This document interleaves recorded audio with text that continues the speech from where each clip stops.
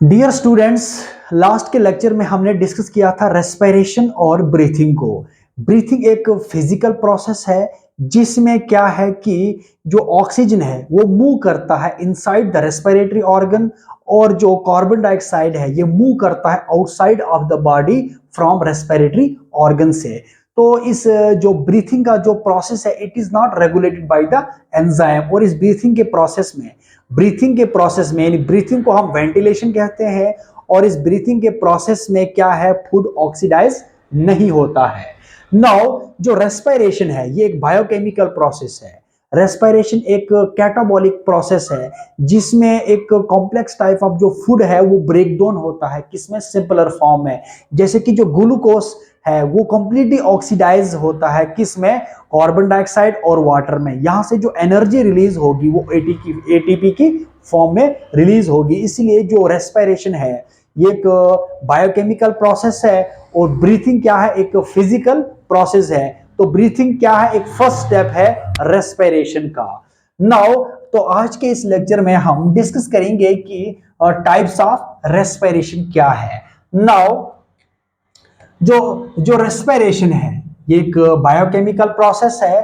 तो ये जो रेस्पिरेशन है it occurs both in the presence of oxygen and in the absence of oxygen. अब हम यही स्टडी करेंगे कि रेस्पिरेशन जो on the basis of presence और absence of oxygen, on the presence or absence of oxygen, respiration process is classified into two types. The first one is aerobic respiration and the second is anaerobic respiration.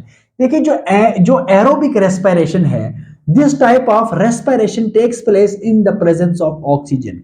Aerobic respiration occurs in the presence of oxygen or it takes place in the presence of oxygen. Oxygen की presence से जो respiration occur होता है उसको हम क्या कहते हैं, एरोबिक रेस्पिरेशन। नाउ इस एरोबिक रेस्पिरेशन में क्या है कि ये जो ग्लूकोज है ये कंप्लीटली ऑक्सीडाइज होता है, किसमें, कार्बन डाइऑक्साइड और वाटर में। जो नेक्स्ट स्टेप जो हम स्टडी कर रहे थे किसको, एरोबिक रेस्पिरेशन को, कि एरोबिक रेस्पिरेशन क्या है, ये टेक्स प्लेस होता है किसमें, in the presence of oxygen. But जो एरोबिक रेस्पिरेशन है, this type of respiration takes place in the absence of oxygen. यहां पर ऑक्सीजन का कोई भी इंपॉर्टेंट रोल नहीं रहता है, और ये जो एरोबिक रेस्पिरेशन है it occurs in the absence of oxygen. Now aerobic respiration के केस में क्या है कि जो ग्लूकोज है, यानी जो ये ग्लूकोज है ये कंप्लीटली ऑक्सीडाइज होता है, किसमें, कार्बन डाइऑक्साइड और वाटर में। और यहां से फिर वो एनर्जी जो रिलीज होगी वो किसके फॉर्म में होगी, एटीपी की फॉर्म में होगी। ये केमिकल रिएक्शन मैंने बनाया कि ये जो एरोबिक रेस्पिरेशन में ये जो ग्लूकोज मॉलिक्यूल है ऑक्सीजन की प्रेजेंस से, ग्लूकोज मॉलिक्यूल है ऑक्सीजन की प्रेजेंस से ये ब्रेकडाउन होता है, किसकी, ये ब्रेकडाउन होता है कार्बन डाइऑक्साइड एंड वाटर की फॉर्म में। ये ब्रेकडाउन होगा कार्बन डाइऑक्साइड और वाटर की फॉर्म में, और रिलीज करेगा एनर्जी किसकी फॉर्म में, एटीपी की फॉर्म में। और this type of aerobic respiration, this type of respirations is regulated by the enzymes. यहां एंजाइम्स का इंपॉर्टेंट रोल रहता है, और ये जो एरोबिक रेस्पिरेशन है ये कहां पर होता है, माइटोकॉन्ड्रिया में, और कहां पर होता है, या सेल के साइटोप्लाज्म में भी, अभी हम डिस्कस करेंगे। तो इस तरह का जो रिएक्शन कैरी होता है, और इसमें ग्लूकोज मॉलिक्यूल ऑक्सीजन की प्रेजेंस में इसके जो एंड प्रोडक्ट्स की जो फॉर्मेशन होगी वो कार्बन डाइऑक्साइड और वाटर होगा, और रिलीज यहां से जनरेट क्या होगी, एनर्जी, किसकी फॉर्म में, एटीपी की फॉर्म में। नाउ एनाएरोबिक रेस्पिरेशन के प्रोसेस में जो ग्लूकोज है ये इनकम्प्लीटली ऑक्सीडाइज होता है, क्या है, ये इनकम्प्लीटली ऑक्सीडाइज होता है, किसमें, इथाइल अल्कोहल में, या लैक्टिक एसिड्स में, या कार्बन डाइऑक्साइड में। तो यहां से जो एंड प्रोडक्ट जो बनेंगे किसके, इस ग्लूकोज के इस ऑक्सीडेशन से, क्योंकि इसमें इनकम्प्लीटली ग्लूकोज ऑक्सीडाइज होता है, यहां पर कंप्लीटली ग्लूकोज की ऑक्सीडेशन नहीं होती है।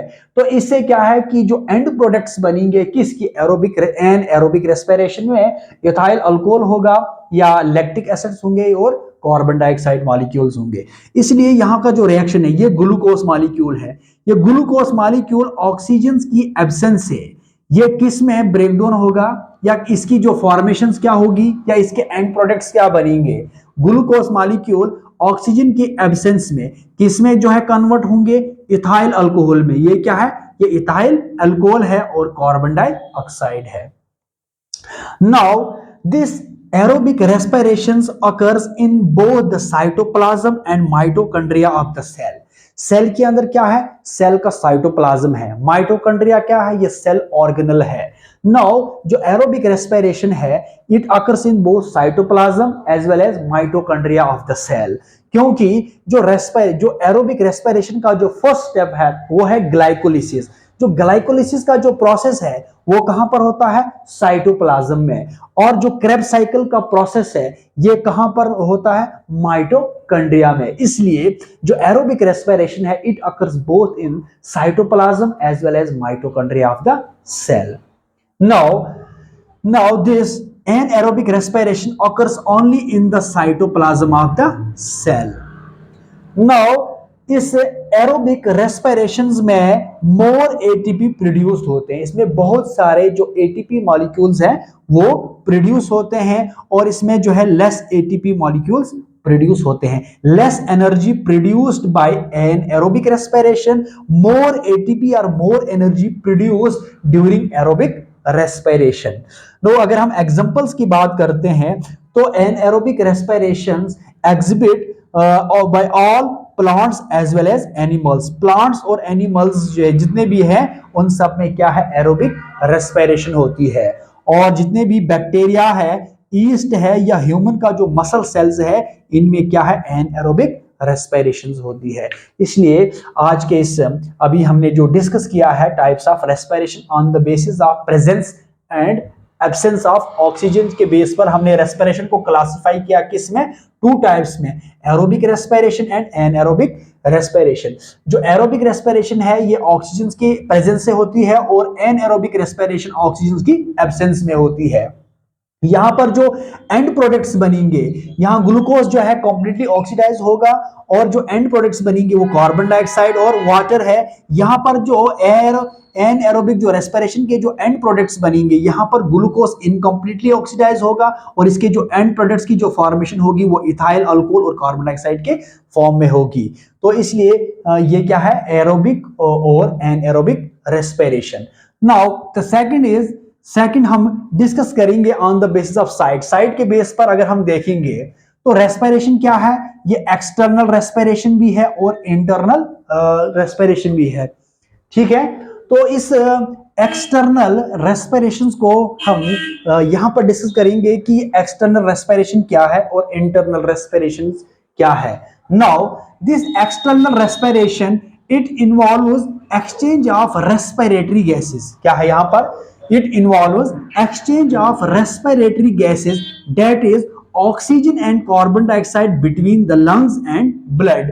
यहां पर एक्सटर्नल रेस्पिरेशन में क्या है कि यहां पर ऑक्सीजन और जो कार्बन डाइऑक्साइड है, ये जो रेस्पिरेटरी गैसेस है ये एक्सचेंजेस होंगे किसके बीच में, लंग्स और ब्लड के बीच में एक्सचेंज होंगे। तो इसलिए इसको हम क्या कहते हैं, एक्सटर्नल रेस्पिरेशन।